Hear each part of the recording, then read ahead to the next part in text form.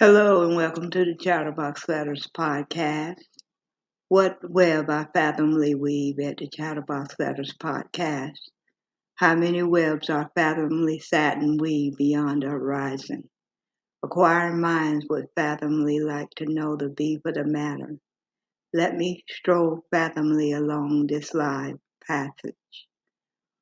What do I really fathomly weave at the Chatterbox Letters podcast? I fathomly weave the abundance of the podcast. I appreciate the possibilities it gives me once in a heartbeat.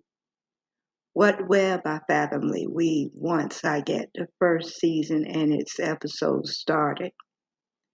I'm fathomly in for a nice treat for myself, being able to plan and produce what's basically important to me. I got to fathomly come up with more exciting topics that my viewers and listeners will appreciate. What web I fathomly satin weave all these beautiful concepts to bring to the table. It's obvious I am creating the best podcast ever to become a part of what I believe in. It's not so much to fathom all the best possibilities to create something so wonderful.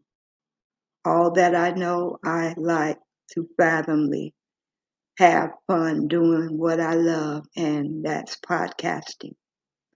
Updates I fathom will be available in due time.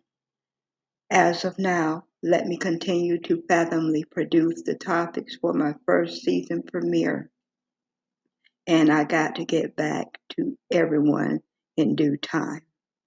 What web I fathomly satin weave the end of a chapter. This chapter I acknowledge the beef of the matter sincerely. Like, share, subscribe to my podcast. Hit that notification to know when I go live. Ring that bell for updates on my podcast. Support my podcast because the ticker speaks volume.